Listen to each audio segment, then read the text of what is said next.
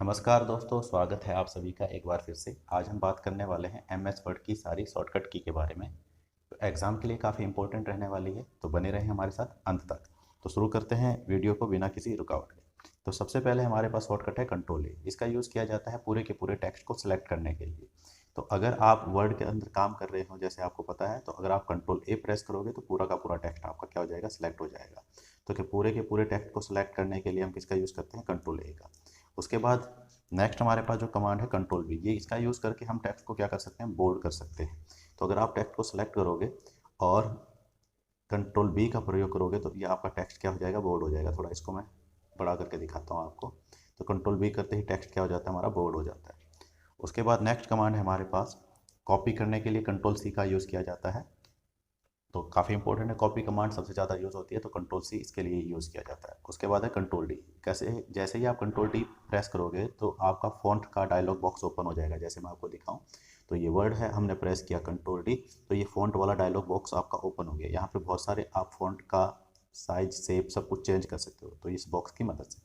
तो ये है हमारे पास कंट्रोल डी।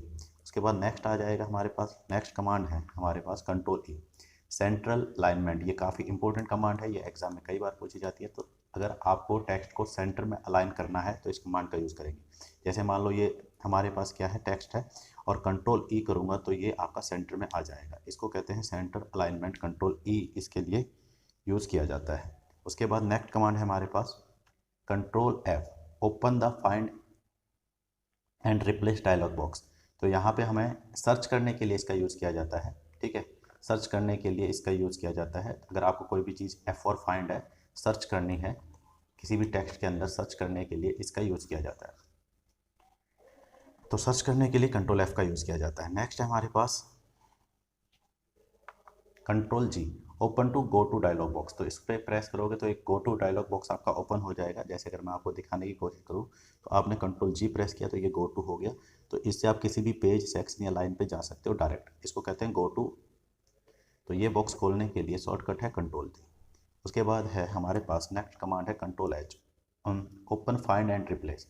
तो हम क्या करते हैं, एफ से तो केवल सर्च कर सकते हैं, यहाँ फाइंड एंड रिप्लेस यानी किसी वर्ड वर्ड को ढूंढ के उसकी जगह कुछ और आप लिखना चाहते हो, तो इसको कहते हैं फाइंड एंड रिप्लेस। जैसे ही मैंने क्या किया, कंट्रोल एच प्रेस किया तो एक बॉक्स खुलेगा फाइंड एंड रिप्लेस। ऊपर वाले में ये पूछेगा आप क्या फाइंड करना चाहते हो। ठीक है, जैसे यहाँ पे मुझे दिखाई दे रहा है एंड लिखा हुआ दिखाई दे रहा है। यहाँ पे देखो, इस एंड को मैं यहाँ टाइप कर देता हूँ, एंड मैं 5 करना चाहता हूँ।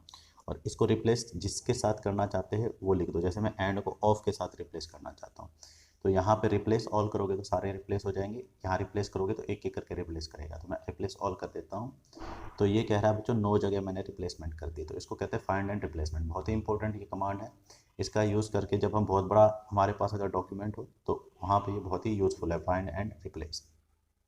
और शॉर्टकट है इसके लिए हमारे पास क्या, कंट्रोल एच। नेक्स्ट कमांड है हमारे पास कंट्रोल आई। ठीक है, तो इटैलिक करने के लिए टेक्स्ट को हम कंट्रोल आई का यूज़ करते हैं। इटैलिक में थोड़ा लेटे हुए से वो आ जाएंगे। उसके बाद है कंट्रोल जे, जस्टिफाई। जस्टिफाई भी हमारे पास एक अलाइनमेंट है। जस्टिफाई अलाइनमेंट में क्या होगा, लेफ्ट और राइट में थोड़ी थोड़ी स्पेस आपका छूट जाएगा। ठीक है, तो अलाइनमेंट के लिए है, जस्टिफाई के लिए।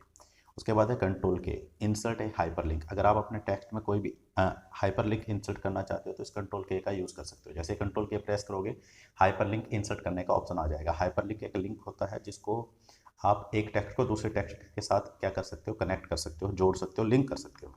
उसके बाद है कंट्रोल एल, लेफ्ट अलाइनमेंट के लिए है ये। अगर आपको जो आपका पैराग्राफ है या जो पेज है में जो टेक्स्ट लिखा हुआ है उसको लेफ्ट में अलाइन करना चाहते हो तो कंट्रोल एल। उसके बाद है कंट्रोल एम। ठीक है, इंडेंट सिलेक्टेड टेक्स्ट। ठीक है, तो इंडेंट करने के लिए हमें क्या करना है, सिलेक्टेड टेक्स्ट को कंट्रोल एम का हम प्रयोग करेंगे। ठीक है, तो जैसे मान लो हमारे पास ये टेक्स्ट है, तो इसको मैंने पहले सेलेक्ट कर लिया और कंट्रोल एम कर दिया। तो ये क्या कर देगा बच्चों, इंडेंट कर देगा। इंडेंट का मतलब है लेफ्ट राइट से थोड़ी जगह छोड़ दी इसने और इसका अलाइनमेंट कर दिया एक प्रकार से। ठीक है, तो ये है हमारे पास कंट्रोल एम। कंट्रोल एन सभी को पता है, नया डॉक्यूमेंट क्रिएट करने के लिए इस कमांड का यूज़ किया जाता है। कंट्रोल ओ, कोई डॉक्यूमेंट आपने पहले ही बना रखा है उसको ओपन करने के लिए, ओपन एग्जिस्टिंग डॉक्यूमेंट के लिए आपको कंट्रोल ओ का यूज़ आप करोगे। उसके बाद है print the current document. Print command देने के लिए आप कंट्रोल पी का यूज़ करोगे। उसके बाद है control Q, remove paragraph formatting, अगर आपने अपने पैराग्राफ पे किसी प्रकार की फॉर्मेटिंग लगाई है तो कंट्रोल क्यू करते ही वो फॉर्मेटिंग आपकी हट जाएगी, ठीक है। उसके बाद है कंट्रोल आर। कंट्रोल आर का यूज़ किया जाता है राइट अलाइनमेंट, राइट अलाइनमेंट के लिए कंट्रोल आर का यूज़ किया जाता है। उसके बाद है कंट्रोल एस, सेव के लिए, सभी को पता है करंट डॉक्यूमेंट को सेव करने के लिए आप कंट्रोल एस का यूज़ करते हो। उसके बाद है control T, create a hanging indent, फिर से इंडेंट आ गया तो आप कंट्रोल टी प्रेस करोगे तो हैंगिंग इंडेंट क्रिएट हो जाएगा। जैसे मैं आपको करके दिखाता हूँ, जैसे मान लो हमारे पास ये पैराग्राफ लिखा हुआ है और मैं इसको सिलेक्ट कर देता हूँ, कुछ थोड़े से को सिलेक्ट करता हूँ, ये मैंने सिलेक्ट कर दिया और मैंने कंट्रोल टी प्रेस कर दिया तो आप देखोगे क्या होगा, पहली लाइन जो आई, पहले से पहले देखो क्या था, इससे पहले तो ये सारे नॉर्मल लिखे हुए थे, तो अब एक लाइन फिर थोड़ी स्पेस थी छोड़ के दूसरी लाइन, फिर थोड़ी स्पेस छोड़ के तीसरी लाइन, ऐसा लिखा आएगा। जैसे मैं कंट्रोल टी प्रेस करूँगा देखो, तो ये पहला वीडियो लिखा हुआ है, कैन यहाँ से थोड़ा आगे से शुरू हुआ है, टू यहाँ से और आगे से शुरू हुआ है, इसे कहते हैं हैंगिंग इंडेंट। तो इसके लिए शॉर्टकट है हमारे पास क्या, कंट्रोल टी। उसके बाद नेक्स्ट है कंट्रोल यू, अंडरलाइन करने के लिए, अंडरलाइन आप समझते हो टेक्स्ट के नीचे ऐसे लाइन आ जाएगी, इसे आप कहते हो अंडरलाइन, इसके लिए है कंट्रोल यू। उसके बाद है कंट्रोल वी, पेस्ट के लिए ये हमारे पास कमांड होती है, कॉपी किए हुए टेक्स्ट को पेस्ट करने के लिए इसका यूज़ किया जाता है।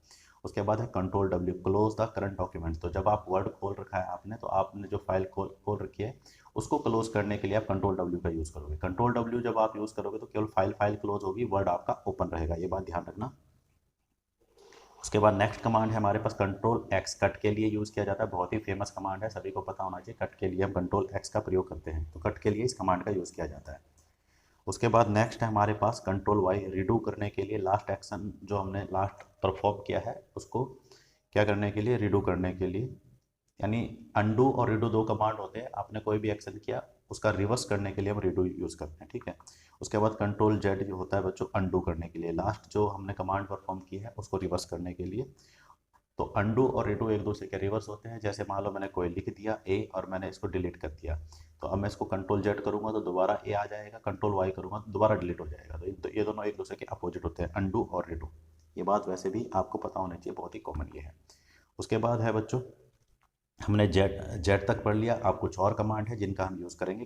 कंट्रोल प्लस लेफ्ट ब्रैकेट, तो इसका यूज़ किया जाएगा फ़ॉन्ट के साइज़ को 1 पॉइंट से डिक्रीज़ करने के लिए। उसके बाद इसी प्रकार control plus right bracket, control के साथ अगर आप राइट ब्रैकेट दबाओगे, कंट्रोल प्लस राइट ब्रैकेट दबाओगे तो फ़ॉन्ट का साइज़ आपका 1 पॉइंट क्या हो जाएगा बच्चों, आपका इंक्रीज़ हो जाएगा।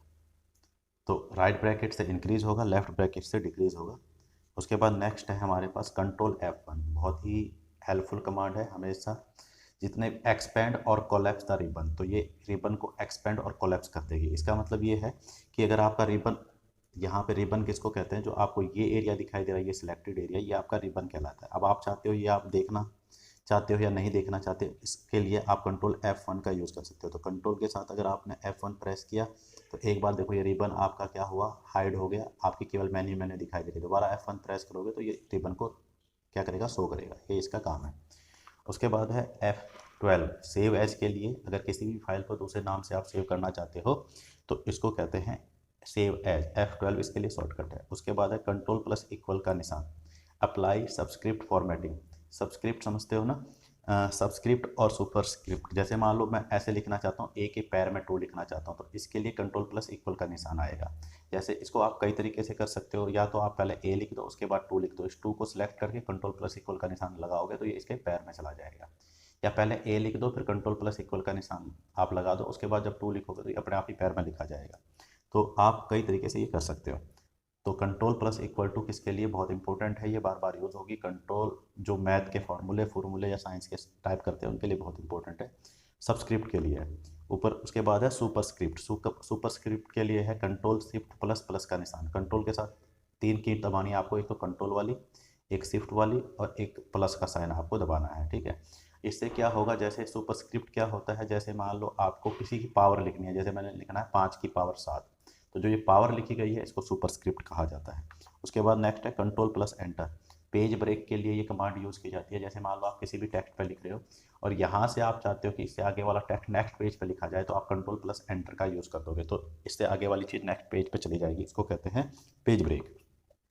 Control F2, display the print preview, अगर आप देखना चाहते हो कि आपका डॉक्यूमेंट प्रिंट के बाद कैसा दिखाई देगा तो उसको कहते हैं प्रिंट प्रीव्यू, उसके लिए शॉर्टकट है कंट्रोल F2।